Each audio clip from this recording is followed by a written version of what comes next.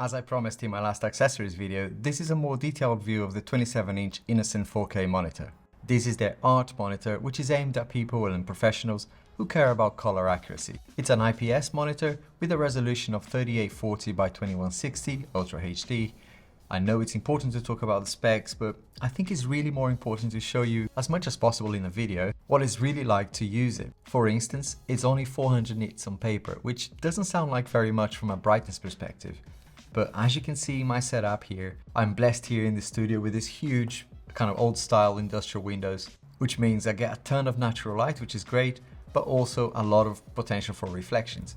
But I don't really need to tell you this, right? You can see for yourself here how bright it is. I'm running this right next to my MacBook Pro, which has arguably one of the best displays out there from a laptop perspective, and the INNOCN monitor is a perfect companion for it. Not gonna lie, I was a little worried about that. When they contacted me saying that this is a great monitor for creatives, I was a little bit skeptical, but honestly, and this is not a sponsored video by the way, it does deliver on the promise. I have a 5K monitor too from Samsung, and I have them side by side here so you can see from a brightness perspective. Both are set to their standard profile picture. I haven't changed any settings there, so you can see more or less how it compares. I will be reviewing the Samsung monitor separately because they're not really comparable, right? This Samsung model is more like a smart TV than a monitor, but I will cover that separately. The reason I put them side by side here is just for a reference really, so you can see, how it compares with other models. The contrast ratio is amazing at 1000:1, which means you get really deep blacks and very sharp images. It has a 16:9 aspect ratio, which is pretty standard, and is awesome for my sort of day-to-day stuff, my 9 to 5, probably a bit overkill for some of the work that I do during the day outside of YouTube, but it really shines when it comes to my video editing and graphic design stuff. I can totally rely on the fact that the color that I'm seeing on the screen is going to be shown properly when I upload my video to YouTube or my Instagram profile.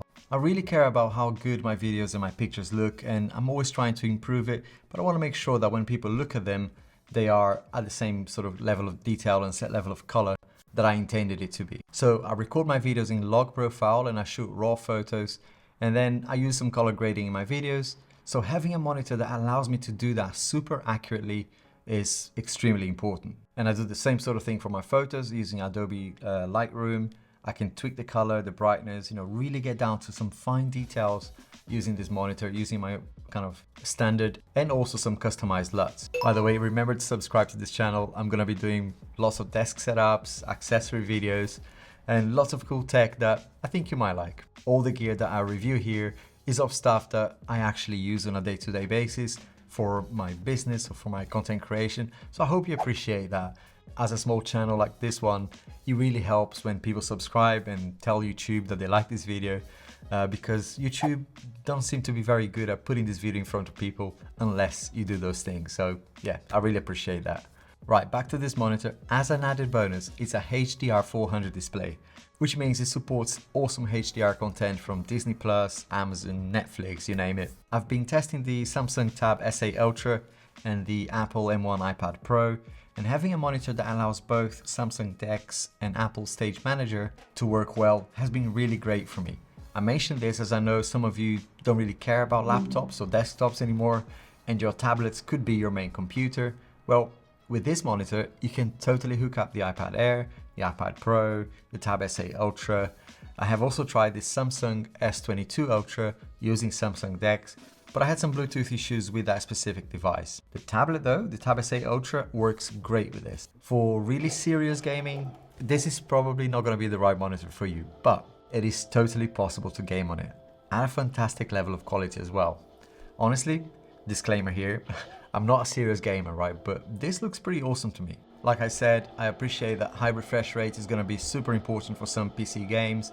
So if that's you, I'd recommend you look at other gaming specific monitors. So, if you are at that level. It does support FreeSync though. So for occasional console and PC gaming, I'd say this monitor would be more than just okay. Whether I'm looking at it dead center or from an angle, the quality is still excellent. Very immersive too, given how thin these bezels are. It's barely noticeable that you've got any bezels in this monitor.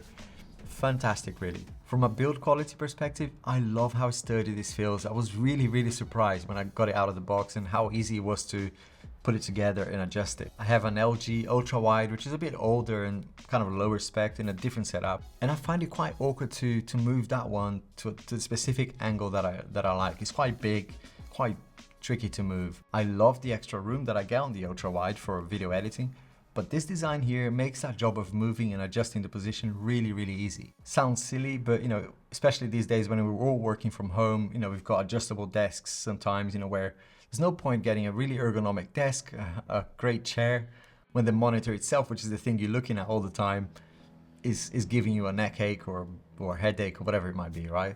You can also set it up as your additional monitor, which is great as well if you want to have it like a vertical monitor. A lot of people are doing that these days, and yeah, it looks really good for that as well. You can cope with anything really. If you look closely at the corners, I like doing this in every monitor because sometimes you see some really struggle in that area, you know, but you can see here there's no bleed or any blotch of light or anything like that. It's hard to show you on the camera, but you have to be extremely close to notice the pixels as well. In normal usage, you don't really notice it at all.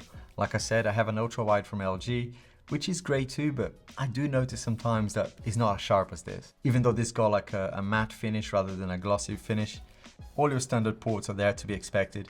It came really well packaged as well in a really cool box. Superb quality overall. For this price range, I was really surprised. I keep saying this, but yeah, it's true. There's a color calibration document that also shows how it was calibrated out of the factory, which to me is good to know that was there, but I'm not really, you know, gonna go into the tweaking of the color there. But that's really cool if you're, you know, if you find this important, if you want to do your own calibration based on your environment, you know, you've got that data there.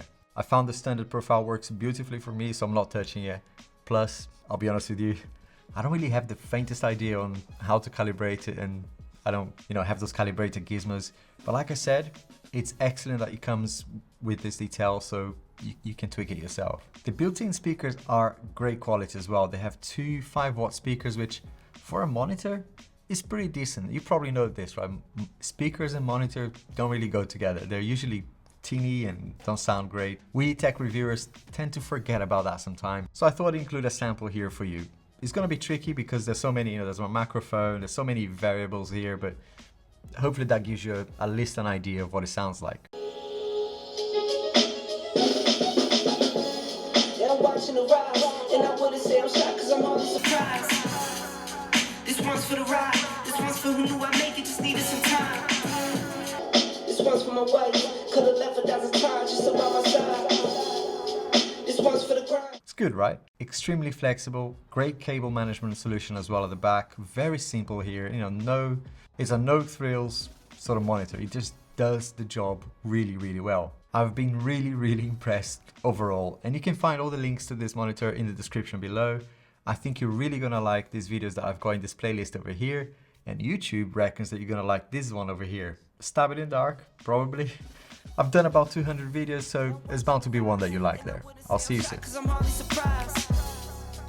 one's for the ride, this one's for who knew I make it, just needed some time.